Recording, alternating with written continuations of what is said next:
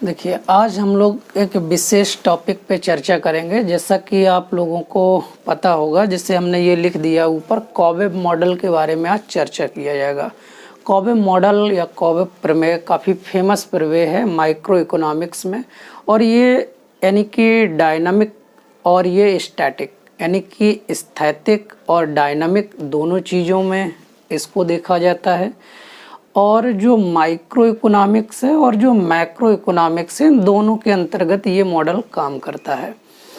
तो यहाँ पर सबसे पहले आप देखते हैं कि हम लोग जो आपका स्थैतिक अर्थशास्त्र है, जिसे स्टैटिक इकोनॉमिक्स कहा जाता है, और जो डायनामिक इकोनॉमिक्स है, जिसे हम लोग प्रावैगिकी अर्थशास्त्र कहते हैं। तो स्थैतिकी अर्थशास्त्र का मतलब होता है कि स्थैतिकी का मतलब है यानी कि स्थिरता, यानी जिसमें गति ना हो, ठीक है, या गति हो रही हो तो उसमें कोई परिवर्तन ना हुआ हो। यानी कि यदि हम बात करें एक साइड, यानी क्या हुआ है, एक साइड मानो जैसे कि हम ये कह रहे हैं डिमांड दिया हुआ है, एक साइड सप्लाई दिया हुआ है, और किसी एक समय में वस्तु की कीमत भी दिया हुआ है। तो चाहे समय यानी कि प्रीवियस वर्ष का हो, चाहे मान लो t-1 हो, या चाहे समय t+1 हो, समय आगे का हो, या वर्तमान का समय हो, चल रहा हो, यदि इसमें कोई परिवर्तन नहीं होता है, किसमें, मांग में या आपूर्ति में या वस्तु के कीमत में, क्योंकि एक वेरिएबल कई वेरिएबल से संबंध रखता है। तो यदि इसमें कोई परिवर्तन नहीं हो रहा है, चाहे वो पुराना समय हो, चाहे आगे आने वाला समय हो, या वर्तमान की स्थिति हो, तो संतुलन जो होता है वो संतुलन आपका कहाँ पर होता है, जहाँ पर डिमांड और सप्लाई दोनों क्या होते हैं, एक दूसरे को यानी कि एक बिंदु पर काटते हैं। वहीं पर वस्तु की कीमत क्या होती है, डिटरमाइन होती है, और क्वांटिटी का निर्धारण हो जाता है। तो ये यहाँ पर इक्विलिब्रियम है स्टैटिक कंडीशन में।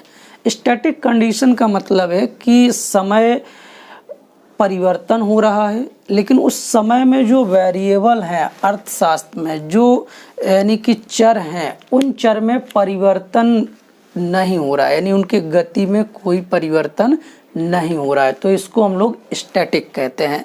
उसी तरीके से ये जो मॉडल है वो स्टैटिक और जो है क्या है, डायनामिक, दोनों में रिप्रेजेंट किया गया है। तो सबसे पहले हमें ये जानना ज़रूरी होता है कि ये जो मॉडल कॉवेब मॉडल है, ये किस चीज़ को यानी रिप्रेजेंट करता है, किसमें संबंध को व्यक्त करता है, और इसमें क्या बताया जाता है। तो पहली बात आप ये समझिए, जो एग्ज़ाम के दृष्टि से इम्पॉर्टेंट होता है, जो तीन हमने यहाँ पर फिगर रिप्रेजेंट किए हैं, इन तीन फिगर से क्वेश्चन आता है।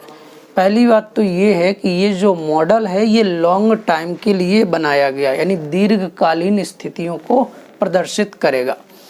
और ये जो प्रदर्शित करेगा, यह मॉडल कीमत और जो उत्पाद है, जो भी वस्तु की कीमतें हैं और जो वस्तुएं हैं जिनका हम उत्पादन कर रहे हैं, उनके मध्य जो गतिविधियां हो रही हैं उनका एनालिसिस करेगा, ठीक है।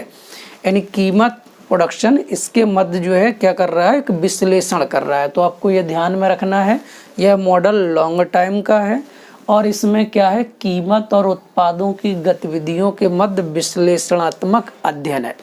दूसरी इम्पॉर्टेंट चीज़ क्या है, ये मॉडल जो भी होते हैं वो कई एजम्पशन पर बेस्ड होते हैं। तो हम आपको एजम्पशन बताएंगे, वो एजम्पशन आप नोट कर लीजिएगा।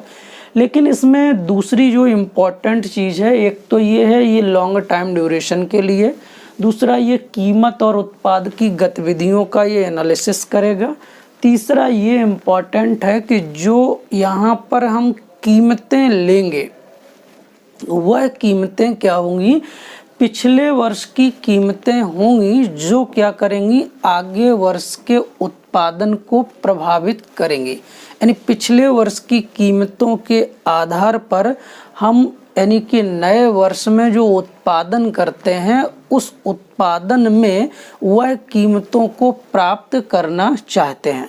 तो पुरानी वाली कीमतें क्या करेंगी, यानी टी माइनस जो 1 है, टी माइनस 1 यानी ये प्रीवियस ईयर्स की कीमतें जो हम उत्पादन कर रहे हैं वर्तमान में यानी टी समय में, उसको ये प्रभावित करेंगे। ठीक है, तो आपको ये बेसिक ध्यान में रखना है जिस पर ये बेस्ड है।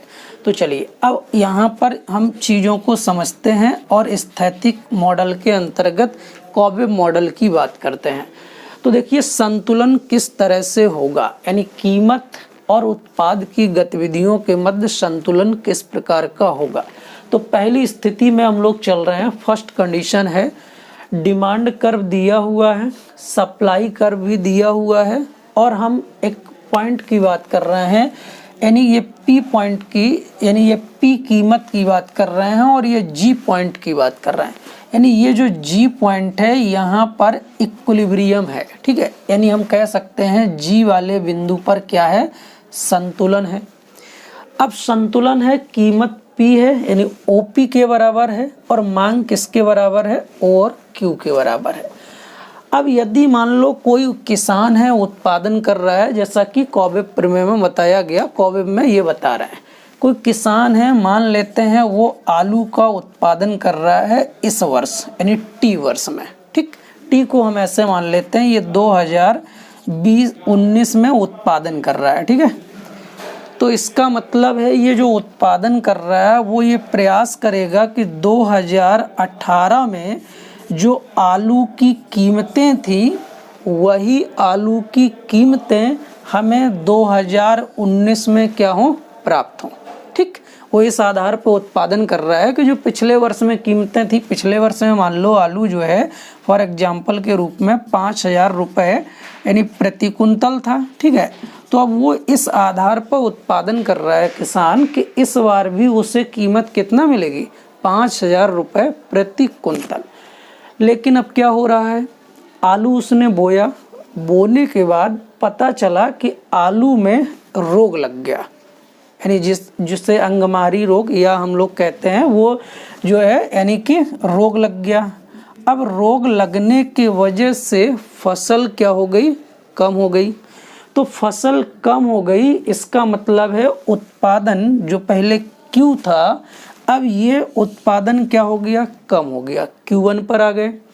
इसका मतलब है Q1 पर उत्पादन हुआ तो अब कीमत बढ़ गई, कहाँ पहुंच गई, P1, यानी उत्पादन कम हो गया तो वस्तु की कीमतें क्या हो जाएंगी, बढ़ जाएंगी, P1 पर पहुंच गए। इसको मान लो हम B वाले पॉइंट से डिनोट कर देते हैं। तो अब कीमत बढ़ गई तो इसका मतलब है अब किसान क्या करेगा, कीमत को कम करने के लिए अगले वर्ष ज़्यादा उत्पादन करेगा ताकि कीमतें क्या हों, कम हों। तो देखिए वो यहाँ से इस वाले पॉइंट से कहाँ जा रहा है, आगे की तरफ चल रहा है और वो सप्लाई साइड के इस हिस्से पर पहुँच गया अगले वर्ष में। तो मान लो इसको हमने सी पॉइंट डिनोट कर दिया, ये सी पॉइंट हो गया। जब उसने सप्लाई यानी यहाँ पर उत्पादन किया तो देखिए ये हमारा क्या हो गया, सप्लाई बढ़ गई, अगले वर्ष Q2 हो गया उत्पादन, कहाँ से बढ़कर के, Q1 से बढ़कर कहाँ हो गया, Q2 उत्पादन हो गया। अब इसका मतलब Q2 उत्पादन हो गया तो प्राइस क्या होगी, डाउन हो जाएगी, क्योंकि उत्पादन क्या हो गया, अधिक हो गया। और ये कहाँ से अधिक हो गया, इस वाले संतुलन से ज़्यादा है, यानी इस वाले संतुलन से अब ये दूसरे तरफ शिफ्ट कर रहा है। तो देखिए यहाँ पर ये क्या है, यानी कि यहाँ पर उत्पादन इतना अधिक हो गया, इसका मतलब है कीमत क्या होगी, कम होगी। तो कीमत देखिए कम हो रही है, यानी कीमत कम हो रही है तो कीमत कहाँ पर आ गई, ये P2 पर आ गई, ये P2 के बराबर कीमत आ गई। अब जब पुनः कीमत कम हुई तो पुनः क्या होगा, यानी कि ये जो है मांग, यानी कि कीमत कम हो गई तो पुनः जो है यानी कि यहाँ पर उत्पादन ये बढ़ा हुआ था, कीमत कम हुई, इसका मतलब है अब उत्पादन क्या हो जाएगा, पुनः बढ़ाया जाएगा। तो जब उत्पादन ये Q3 पर पहुँचेगा तो प्राइस बढ़ेगी, तो प्राइस क्या हो जाएगा, यहाँ पर P3 हो जाएगा, आगे बढ़ेगा। फिर इस तरीके से ये जो है प्राइस आगे की तरफ चलेगी और सप्लाई साइड की तरफ जाएगी। इसका मतलब है संतुलन जो है ये केंद्र के तरफ जा कर के होगा, यानी पहले हमने Q उत्पादन किया, ये टी समय में उत्पादन कर रहे थे, पिछले वर्ष की कीमतों को ले रहे थे, कीमत आशा कर रहे थे कि इतना मिलेगी, लेकिन फसल में रोग लग गया, उत्पादन कम हुआ, कीमत बढ़ गई, P1 हो गया, यहाँ पहुँच गए। जब कीमत बढ़ी तो यहाँ पर फिर अब आगे मांग को बढ़ाया गया, आगे वर्ष ये कहा गया कि कीमतें कम हो तो उत्पादन बढ़ाया जाए, तो Q2 पे उत्पादन बढ़ाया गया, तो हम लोग सप्लाई साइड के इधर वाले पॉइंट पर आए। फिर अब जब आपूर्ति बढ़ गई तो यहाँ पर क्या किया गया, कीमतें कम हो गई। जब कीमत कम हो गई तो फिर क्या किया गया, यहाँ पर Q से ये संतुलन जो है इस वाले बिंदु से कम हो गया, तो अब पुनः संतुलन की तरफ लाया जा रहा है। तो यहाँ पर पुनः जो है Q2 से अब जो है कहाँ पर आ रहा है, Q3 पर आ रहा है। तो अब यहाँ पर आ रहा है ताकि ये संतुलन के तरफ जाए, क्योंकि अब ये संतुलन से नीचे आ गया। तो अब फिर जब आगे Q3 हो गया तो फिर कीमत बढ़ी, तो कीमत कितना हो गई, P3 हो गई। और इस तरीके से ये जो है यानी फिर आगे के तरफ मूव करने लगा। तो यानी संतुलन इस वाले बिंदु के तरफ जा रहा है जहां पर कीमत संतुलन केंद्र की ओर बढ़ रहा है। इसे हम लोग क्या कह रहे हैं, कन्वर्जेंट कह रहे हैं। ये कन्वर्जेंट की सिचुएशन है, यानी जहां पर सप्लाई साइड और जो डिमांड साइड है, तो पूर्ति वक्र से जो मांग वक्र है, यानी इस वाले वक्र से जो डिमांड कर्व है, इसका जो स्लोप है वो संख्यात्मक रूप से क्या है, छोटा है। यानी इस वाले से यदि इसका स्लोप छोटा है तो संतुलन कहाँ के तरफ होगा, केंद्र के तरफ होगा। यानी ये आपको ध्यान में रखना है क्या, कि यदि यानी कि जो पूर्ति वक्र है, सप्लाई कर्व है इसका, और जो डिमांड कर्व है इसका, यानी डिमांड कर्व का स्लोप सप्लाई कर्व के स्लोप से छोटा है, तो इक्विलिब्रियम कहाँ पर होगा, केंद्र के तरफ होगा। इसी तरीके का सवाल पूछा जाएगा। अब दूसरी स्थिति में हम लोग चलते हैं, तो दूसरी स्थिति की बात करते हैं। हाँ, तो हम लोगों ने ये संतुलन देखा था, इसमें आप देख रहे थे कि कीमत जो है संतुलन केंद्र की ओर हो रहा है। तो आप देखिए कि यहाँ पर जाल सा बन रहा हुआ है, जैसे ये B पॉइंट हो गया, ये C पॉइंट हो गया, इसको D पॉइंट कह दिया हमने, या मान लो इसको हमने E पॉइंट कह दिया, इसको F पॉइंट कह दिया। तो इस तरीके से आप देख रहे हैं, मान लो इसको हम कुछ और पॉइंट नाम दे देते हैं, इसको मान लो हम A पॉइंट नाम दे देते हैं। तो यहाँ पर आप देखिए एक जाल सा बन रहा हुआ है जो इस तरीके का चल रहा है, इसलिए इसको मकड़ी जाल सिद्धांत के नाम से भी जाना जाता है। यानी मकड़ी जिस तरीके से जाल बुनती है उस तरीके का ये हो जाता है। तो जो कॉवे प्रमेय है वो जो है यानी कि मकड़ी जाल सिद्धांत जिसे हम लोग कह रहे हैं, वो कीमत और उत्पादों की जो गतिविधियां हैं उसका एनालिसिस है। तो ये हो गया आपका फर्स्ट फिगर, जिसमें संतुलन कहाँ की तरफ हो रहा था, केंद्र की तरफ। अब हम लोग चलते हैं सेकंड यानी कि इक्विलिब्रियम पर, जहाँ पर संतुलन हो रहा है। तो यहाँ पर आप देखिए, जैसा कि हमने आपको बताया, ध्यान में रखना है, इम्पोर्टेंट जो क्वेश्चन बनता है तो ये है कि जो सप्लाई जो कर्व है उसका जो स्लोप था वो डिमांड कर्व से क्या था, अधिक था। यानी जो डिमांड कर्व था उसका स्लोप सप्लाई कर्व से क्या था, छोटा था। तो संतुलन कहाँ पर हो रहा था, कन्वर्जेंट की तरफ हो रहा था। आगे चलते हैं। सेकंड स्थिति में क्या होता है कि संतुलन जो है वो केंद्र से बाहर के तरफ होता चला जाता है। ऐसा क्यों हो रहा है, मान लो संतुलन पहले कहाँ पर है, P और ये Q यानी G वाले पॉइंट पर है संतुलन, ठीक है। तो ये वाला पॉइंट, G वाला पॉइंट जो है संतुलन की स्थिति में है।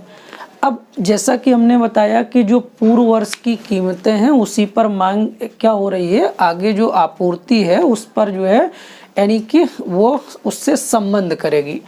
तो यानी कि यहाँ पर कीमत इतनी थी और मांग इतनी थी, OQ के बराबर, कीमत OP थी, संतुलन G पॉइंट पर था। अब स्थिति में क्या हुआ कि जैसे हमने बताया था, आलू में मान लो रोग लग गया, ठीक है। तो अब क्या हुआ, यानी कि आलू में रोग लग गया, उत्पादन कम हुआ, कीमत बढ़ी। तो मान लो कीमत जो है यहाँ पर, ये पहले A वाला पॉइंट था, अब जो है मांग जो है यहाँ से क्या हो गई है, यानी कि उत्पादन इतना हुआ, कम हुआ, इसका मतलब Q1 उत्पादन हुआ और प्राइस बढ़कर कितनी हो गई, P1 हो गई। उत्पादन कम हो गया तो कीमत बढ़ गई। तो मान लो ये क्या हो गया, बी वाले पॉइंट पर संतुलन, यानी कि यहाँ बी कीमत हो गई, यानी P1 कीमत हो गई। अब ये P1 कीमत हो गई तो अब कीमत बढ़ गई, तो अब क्या किया जाएगा, उत्पादन को बढ़ाया जाएगा, जिससे क्या हो, यानी कीमत कम हो।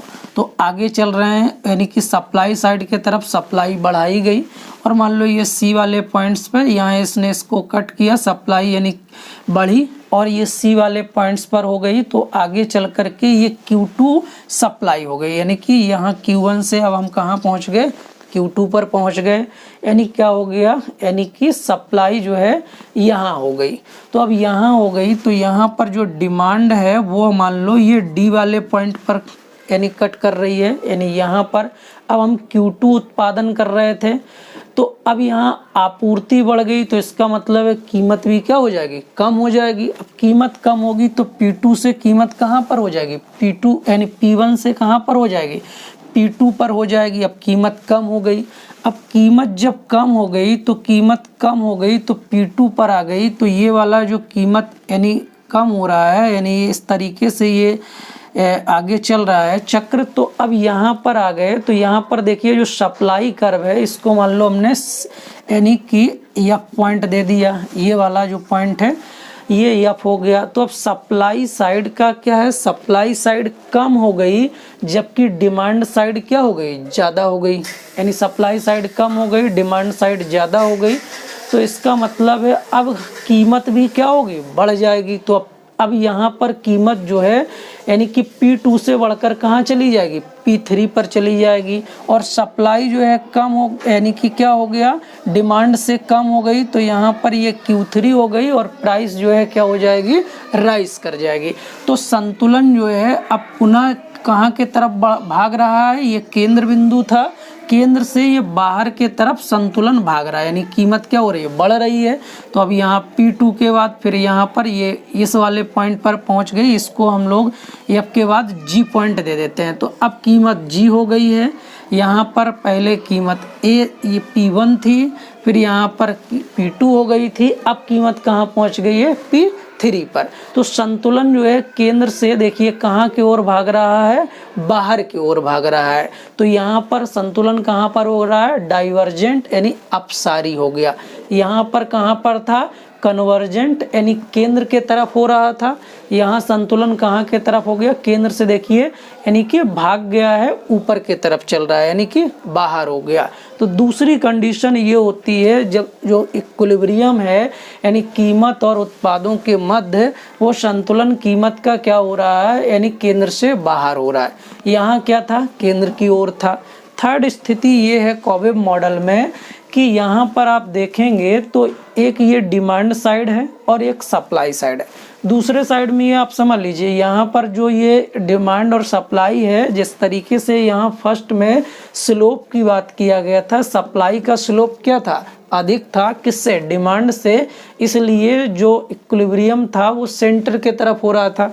यहाँ पर क्या है, यहाँ पर सप्लाई जो कर्व है से जो डिमांड कर्व है, इसका जो स्लोप है वो न्यूमेरिकल तौर पर क्या है, अधिक है। ठीक है, सप्लाई से इसका स्लोप क्या है, अधिक है, यानी पूर्ति वक्र से मांग वक्र का ढलान संख्यात्मक तौर पर अधिक है। इसलिए जो इक्विलिब्रियम की कंडीशन हो रही है, यानी कि जो कीमत है वो क्या हो रही है, केंद्र से ऊपर के तरफ भाग रही है। तो ये इस वाले पॉइंट को आपको ध्यान में रखना होगा। ये हो गया सेकेंड पॉइंट और ये था फर्स्ट पॉइंट। थर्ड पॉइंट पर चल रहे हैं। तो थर्ड पॉइंट में क्या है, यानी मान लो ये ई पॉइंट है, यहाँ पर ये जिस तरीके से ये मान लो ये डिमांड कर दिया हुआ है, ये सप्लाई कर दिया हुआ है, और यहाँ पर ई वाले पॉइंट पर संतुलन की स्थिति होती है। ठीक है, तो अब संतुलन की स्थिति होती है तो मान लीजिए यानी कि संतुलन जो है की स्थिति में यदि हम बात कर रहे हैं तो यानी कि यहाँ पर जो ये P है और ये Q है। ठीक है, यहाँ पर यानी कि क्या है, इतनी व्यक्ति कीमत दे रहा है, इतना उत्पादन कर रहा है। अब यहाँ से जब ये कीमत इतना था तो कीमत के आगे उत्पादन की मात्रा बढ़ाना था जिससे कि क्या हो जाए, कीमत कम हो जाए। तो यहाँ पर ये प्राइस जो है आगे चलता है तो सप्लाई साइड पर हम पहुँचते हैं। तो मान लो ये ए वाला पॉइंट था, बी वाले पॉइंट पर पहुँचे, सप्लाई कर्व पर पहुँचे, तो यहाँ से उत्पादन की मात्रा बढ़ गई, Q1 हो गई, और यहाँ से Q1 जब उत्पादन की मात्रा हुई तो पुनः जो है जो कीमत थी वो घट करके कितना आ गई, P1 आ गई। अब यहाँ पर P1 कीमत आ गई है तो फिर यहाँ इस वाले सप्लाई कर्व को पुनः काट दिया गया, यानी इसने काटा तो पुनः कीमत यहाँ से कहाँ की तरफ बढ़ने लगी, P वाले पॉइंट पर बढ़ने लगी। और इस तरीके से जो यानी कि ये संतुलन का बिंदु था, प्राइस जो है इसी के क्या हो रहा है, यानी कि चारों तरफ क्या है, घूम रहा है, दाएं बाएं, यानी कि इर्द गिर्द क्या कर रहा है, चक्कर लगा रहा है। ऐसा क्यों हो रहा है, क्योंकि कीमत में यानी कि उतार चढ़ाव के वजह से ऐसा हो रहा है। तो जो कीमत संतुलन है वो मूल्य के कहाँ हो रहा है, यानी कीमत संतुलन मूल्य के इर्द गिर्द घूम रहा है। यानी मान लो ये जो है ये पॉइंट था, इसी के जो है कीमत जो है संतुलन क्या हो रहा है, इर्द गिर्द घूम रहा है। तो ये तीसरा वाला यानी क्या है, फिगर है। अब इसमें क्या किया गया, इसमें ये किया गया है कि जब डिमांड साइड जो डिमांड कर्व है और जो सप्लाई कर्व है, इन दोनों का स्लोप क्या हो, यानी इक्वल हो, दोनों का ढाल यदि बराबर है तो इसका मतलब है कि जो कीमतें हैं संतुलन में वो इसी के आसपास घूमेंगी। तो तीन स्थितियां हैं कॉबेब मॉडल में। पहली क्या है, यानी कि पहली ये है कि संतुलन केंद्र की ओर होगा, कब, जब जो है सप्लाई साइड का जो स्लोप है वो डिमांड कर्व के स्लोप से अधिक होगा।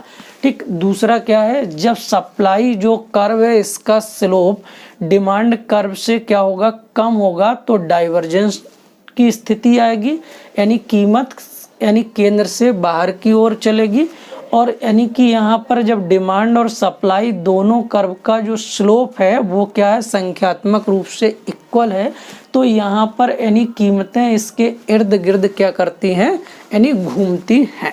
तो इस तरीके से देखिए आप जो है एक मकड़ी के जाल की तरह ये बन रहा है, इसलिए इसको कॉबेब मॉडल कहा जाता है। तो ये तीन तरह के प्रश्न जो है यहाँ से आपके बनेंगे और ये लॉन्ग ड्यूरेशन का मॉडल है और ये कीमत और उत्पादक की गतिविधियों के मध्य एनालिसिस करेगा।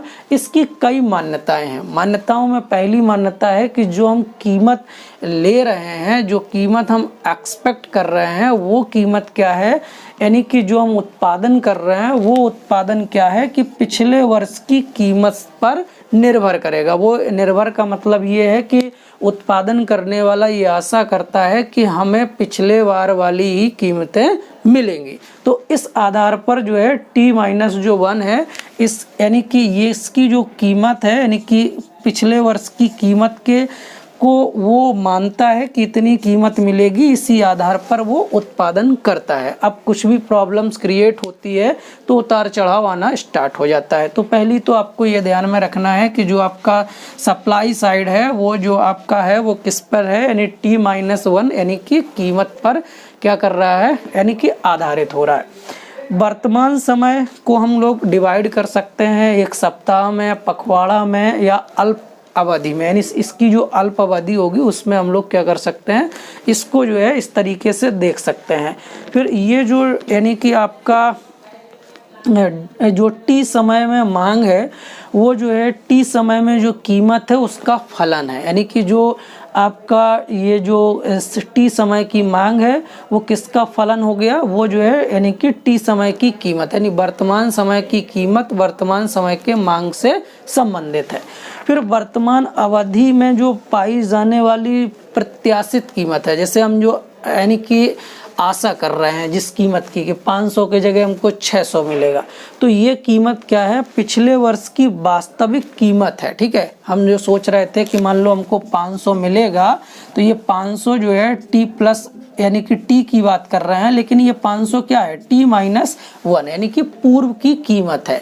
तो हम क्या कर रहे हैं, जो पूर्व की कीमत है उसको हम लोग क्या कर रहे हैं, जो लिखा गया कि जो वर्तमान अवधि में पाई जाने वाली प्रत्याशित कीमत है, हम जो आशा कर रहे हैं वो क्या है, पिछले वर्ष की रियल प्राइस है। ठीक है, अब विचाराधीन वस्तु क्या है, नाशवान है, जिसको हम लोग जो है विचार में रखे हुए हैं और 1 वर्ष के लिए ज़्यादा से ज़्यादा यदि हम उसको विचार कर रहे हैं तो उसको स्टोर कर सकते हैं। इसके बाद अगली मान्यता क्या है, पूर्ति और मांग वक्र। आप दोनों देखिए, डिमांड कर्व और सप्लाई कर्व दोनों क्या हैं, लीनियर हैं, इनका कोई जो है यानी कि दोनों रेखीय हैं, ये नॉन लीनियर नहीं है, ठीक है। तो ये कॉबेब मॉडल की कुछ एजम्पशन है, मान्यताएं हैं और इस पर आधारित ये कॉबेब मॉडल है। तो आप ये 3 फिगर को ध्यान में रखिएगा और ये 3 फिगर से ही क्वेश्चन आएगा और क्वेश्चन यही इम्पोर्टेंट होंगे कि ये संतुलन कब कहाँ पर होगा। तो यानी कि केंद्र की ओर संतुलन कब होगा, कंडीशन, केंद्र से बाहर की ओर संतुलन कब होगा और यानी कि केंद्र के इर्द गिर्द जो है कीमतें कब घूमेंगी। तो ये आपको ध्यान में रखना है। छोटा सा मॉडल है, बहुत कठिन नहीं है, बहुत सिंपल है। यदि आप इसके श्लोक को समझ लेते हैं तो यहाँ पर आपको ये हमने यानी कि इजीली वे में आपको समझाने का प्रयास किया है, जैसा कि यानी कि कॉबेब ने बताया है। और रॉबिन्सन और जो है चैम्बरलिन, रॉबिन्सन ने जो इम्परफेक्ट कंपटीशन अपनी पुस्तक लिखी 1933 ईस्वी में, और ई चैम्बरलिन जिन्होंने मोनोपोलिस्टिक कंपटीशन नामक अपनी पुस्तक लिखी, वो कहते हैं कि स्थैतिकी में जो है क्या है, पूर्ण प्रतियोगिता होना चाहिए, अपूर्ण प्रतियोगिता होना चाहिए। इस तरीके से वो जो है इन सब की बात करते हैं, ठीक है। तो ये आपके लिए इम्पोर्टेंट है, ये आपको हमें विश्वास है कि आपको ये मॉडल समझ में आ गया होगा। एजम्पशन जो है नोट कर लीजिएगा, एजम्पशन पर ये मॉडल क्या है, चलेगा। Okay, thank you.